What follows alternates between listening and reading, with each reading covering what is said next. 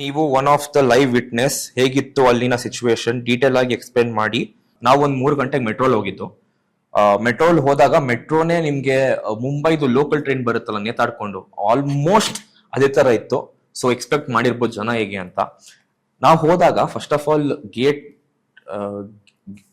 Gate number 21 ಅಲ್ಲಿ ಮೆಟ್ರೋಯಿಂದ ಆಚೆ ಬಂದ ತಕ್ಷಣ ಫುಲ್ ರಶ್ ನೋಡ್ಬಿಟ್ಟು ನಾನು ನನ್ನ ತಮ್ಮನ್ ಕರ್ಕೊಂಡು ಆ ಕಡೆ ಹೋದೆ. ಅಲ್ಲಿ ಒಂದು ಗೇಟ್ ಅಲ್ಲಿ ರಾಹುಲ್ ದ್ರಾವಿಡ್ ಸ್ಟ್ಯಾಂಡ್ ಪಕ್ಕದಲ್ಲಿ ಒಂದು ಗೇಟ್ ಅಲ್ಲಿ ಫುಲ್ ಜನ ತುಂಬಿಕೊಂಡಿದ್ದಾರೆ.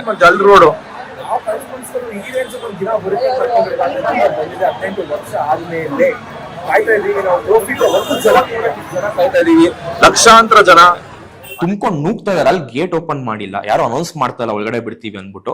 ಅಲ್ಲಿ ಗೇಟ್ ಓಪನ್ ಕಾಯ್ತಾ ಇದಾರೆ ಜನ. ಅಲ್ಲಿ ಅನೌನ್ಸ್ಮೆಂಟ್ ನಡೀತಾ ಇದೆ, ಇಬ್ರು ಮಕ್ಳು ಕಳ್ದೋಗಿದ್ದಾರೆ, ಕೆಳಗಡೆ ಇದಾರೆ, ನಿಮ್ ಕಾಲ್ ಕೆಳಗಡೆ, ನೋಡ್ಕೊಳ್ರಿ ಕಪ್ ಮುಖ್ಯ ಅಲ್ಲ, ಮನೆಗೆ ಹೋಗ್ರಿ ಅಂತ ಇರೋ ಅಷ್ಟು ಸಿಚುವೇಶನ್. ನಾವು ಇವಾಗ ನೋಡಿ 12 ವರ್ಷ ಆದ್ಮೇಲೆ ಗೆಲ್ಲಿರೋದು, ಚಿನ್ನಸ್ವಾಮಿ ಒಳಗಡೆ ಕಪ್ ಬರುತ್ತೆ ಅಂತ ಗೊತ್ತಾಗಿದೆ.